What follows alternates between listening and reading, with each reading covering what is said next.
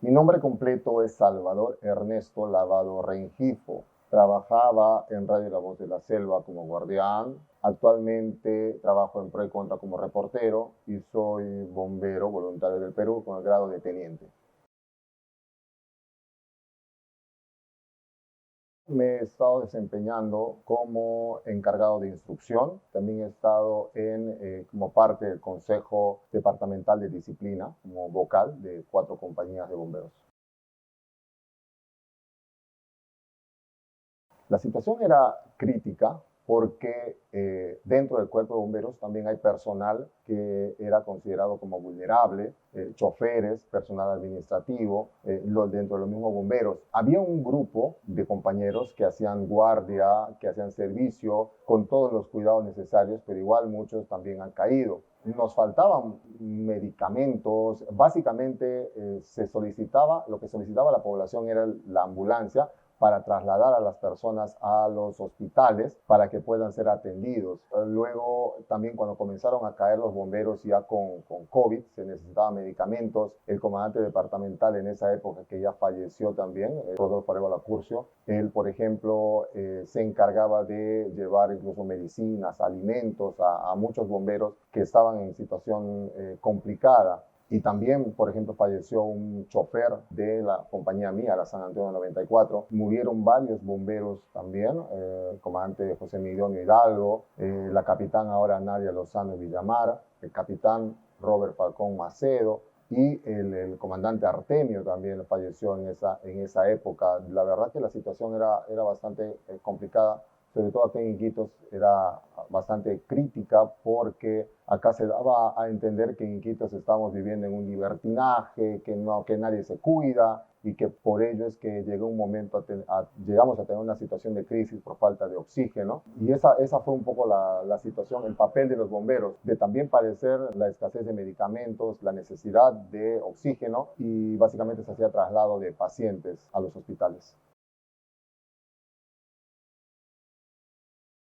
En las compañías había un servicio permanente, un servicio que permaneció, si no me equivoco, 4 a 5 meses ahí en el lugar, si no es hasta más. Era una guardia que llegó también un momento en el que han caído, han estado incluso acá en el Sombrero de Paja, que era un lugar también hasta donde llegaban las personas que estaban con sintomatología, eran como internadas ya que los hospitales no se daban abasto. También hubieron bastantes bomberos que entraron en cuarentena, recuerdo, hasta que pudieran superar el periodo en el que te indicaban que estaba el virus en tu cuerpo, que ya podías tener un resultado negativo. En cada compañía había una guardia permanente que cubría estos servicios, básicamente, como repito, de trasladar pacientes a los hospitales. Sí, a nosotros también nos dio COVID porque acá en la casa éramos dos los que teníamos que hacer las compras, mi hermana y yo. En ese trajín nos llegamos a contagiar, pero fue una situación bastante extraña porque te daban a conocer a través de medios de comunicación que el COVID tiene unas características, por ejemplo, tos seca, dolor de cuerpo, digamos, perdías el gusto y el olfato. En mi caso particular, a mí no me quitó el gusto ni el olfato. A mí me quitó el apetito, sí me daba dolores de cuerpo, la cabeza, pero yo lo asociaba con dengue porque yo no recuerdo que haya tenido dengue. Entonces, como tienen las mismas características dengue y malaria, tienen las mismas características de sintomatología, que te dan dolor de cabeza, el cuerpo y que sientes que los huesos se te rompen. Entonces, yo tenía esos síntomas, incluso cuando yo comencé a sentir esos síntomas, quise descartar. Yo fui al hospital, yo vivo cerca al hospital regional, pero dije yo no tengo COVID porque la sintomatología no eres más un día antes de que yo vaya a pasar al hospital, comencé a toser y era tos con flema y te decían no, el COVID es tos seca. Es más, como yo no había perdido ni el gusto ni el olfato, dije yo no tengo COVID. Entonces para descartar me fui hasta el hospital Apoyo Iquitos, en donde no me quisieron hacer el descarte. La médico me dijo que me vaya al hospital regional porque tenía, según ella, 3 síntomas y era sospechoso de COVID. Me negué, por ahí hice una especie de berrinche, igual no me descartaron, entonces yo estaba con la duda. Hasta recién en el mes yo estoy hablando de abril, entre el 17 y el fines de abril, es que yo estaba con esa sintomatología. Y luego yo recién en junio, exactamente el 29 de junio, me acuerdo del 2020, ya para esto había fallecido mi madre, yo me voy a la compañía porque nos estaban convocando para hacer servicio fuera de los que estaban haciendo la guardia, los que querían incorporarse, porque ya estaba más o menos, lo de la primera ola estaba en baja. Entonces yo me acerco y me hacen la prueba y salgo con diagnóstico IgG, que hasta ese momento todavía como que la enfermedad era nueva, no se conocía mucho el tratamiento, entonces IgG no se sabía muy bien. Yo me hice hasta 10 pruebas en diferentes momentos hasta llegar a la primera semana de enero en que me hice una prueba antígena en que recién salí negativo.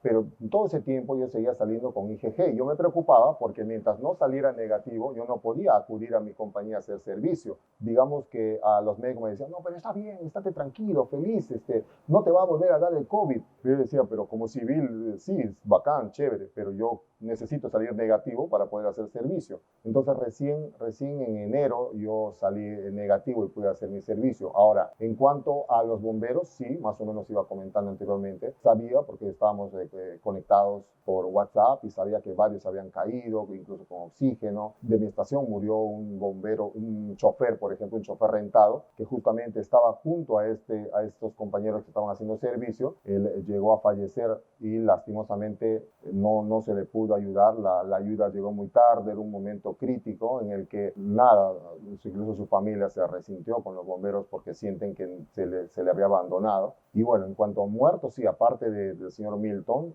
que era el chofer, murieron varios bomberos lastimosamente. La mayoría han estado trabajando y ahí se vieron expuestos y lastimosamente murieron como consecuencia de la pandemia. En cada compañía había digamos que un grupo de compañeros que estaban haciendo servicio perenne. Ellos no se movían, vivían en la compañía, es más, les llevaban víveres para que puedan, obviamente, estar tranquilos cubriendo el servicio, porque la idea era que, obviamente, no contagiarse más los bomberos. En mi estación, por ejemplo, habían 10 efectivos y recuerdo que 3 de ellos cayeron con COVID y fueron internados en el Sombrero de Paja, un restaurante que se acondicionó por sus dimensiones para que puedan recibir a las personas que estaban con sintomatología. Se acondicionó ahí también una especie de puesto de salud para que las personas cercanas al aeropuerto puedan atenderse y puedan hacerse descarte de COVID o en todo caso quedar en tratamiento, internarse, ¿no? Acá en la casa vivimos mi hermana, su hijo y su marido y yo. Mi mamá tiene su casa por la iglesia de Nuestra Señora de Loreto. Mi mamá tenía 77 años, era una persona vulnerable. Entonces, como en su casa no hay mucho, digamos, tengo una hermana que vive con su familia ahí, entonces veíamos que no había mucho cuidado. Entonces yo para protegerla traje a mi mamá acá a la casa y ahí con mi hermana nos turnábamos porque mi cuñado también es una persona adulta mayor. Entonces, con mi hermana nos turnábamos, salíamos a hacer las compras, ahí nos contagiamos. Hemos intentado ser lo más cuidadosos y todos los protocolos que nos indicaban lo hacíamos, pero ahí alguno habrá fallado, por lo que nos contagiamos. Pero ha sido una sintomatología extraña porque no era. Nosotros decíamos y estábamos casi seguros que acá en mi casa que no nos había dado COVID porque mi hermana tiene un solo riñón, o sea, está delicada de salud, y mi cuñado que también es una persona de la tercera edad, y mi mamá, bueno, hasta el momento, ¿no? Mi mamá. Entonces decíamos, no nos ha dado COVID, porque primero que no hemos tenido sintomatología y decíamos, si nos da a nosotros, por lo menos a mi hermana y a mi cuñado, nos mata, decía. Pensábamos, nos va a matar. Entonces no estábamos 100% seguros de que nos había dado COVID. Ya para eso se declaró la emergencia, hemos estado encerrados, nos turnamos, como repito, con mi hermana para ir al mercado y para el 17 de abril, 16 era el cumpleaños de mi hermana, compramos una torta, le cantamos a mi hermana su cumpleaños feliz y al día siguiente, el 17, yo comencé con síntomas. Mi mamá, por su estado de salud, también dormíamos nosotros atrás, entonces yo para protegerla vine acá, a este espacio que tengo en mi casa, en una hamaca, me echaba porque decía, si tengo dengue, no quiero contagiarla a mi mamá, trataba de protegerla en todo sentido. Es así que luego de todo eso, a mi cuñado hacía sus inhalaciones de sus plantas y esas cosas, se cuidaba bastante. Luego él le comenzó a dar como cólicos vómito y diarrea. Resulta que de tanto inhalar esos vapores se hizo herida en el tracto digestivo. Le hicieron un examen y le revisaron y el doctor le diagnosticó eso, que tenía lesiones en el tracto digestivo justamente producto de estas inhalaciones. Yo no he llegado a hacer nada de eso. Me resistía porque decía no nos exponemos. Por mi mamá no nos exponemos, decía, entonces no tengo nada de eso. Es más, en algún momento mi prima me dio un preparado que era de ajo, cebolla, miel y no sé qué tantas cosas. Le acepté, me dijo caliéntalo y un cuartito de vaso, un cuarto de un vaso de agua,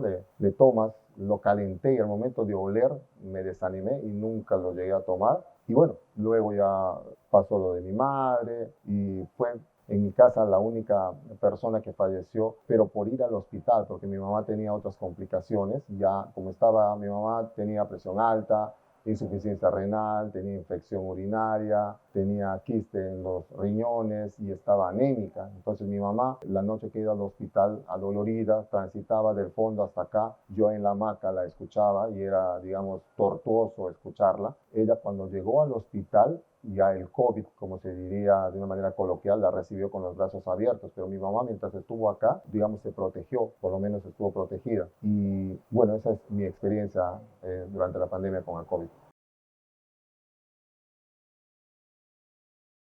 Al Estado que vire más un poco la mirada hacia las regiones. No, el Perú no es Lima y eso es lo que se ha percibido desde Loreto durante la pandemia. Nosotros fuimos los primeros en tener una crisis por falta de oxígeno y lo que nosotros como loretanos sentimos era rechazo de parte de la capital de la República del Perú, que así se llama. Nos ningunearon, se pusieron a juzgar que libertinaje, que no se han cuidado y no le dieron importancia a la falta de oxígeno. Tuvo un sacerdote que originar una campaña para la adquisición, bueno, recaudación de dinero para la adquisición de una planta de oxígeno. Digamos, tuvo este sacerdote que hacer una campaña porque por parte del Estado no escuchamos ninguna respuesta, pero creo que al mes o a los 2 meses que acá tuvimos esa crisis en Loreto, en Iquitos, a Lima también le tocó esa crisis y se tuvieron que ver colas de personas haciendo cola en los lugares donde venden oxígeno medicinal. Entonces en el Congreso declararon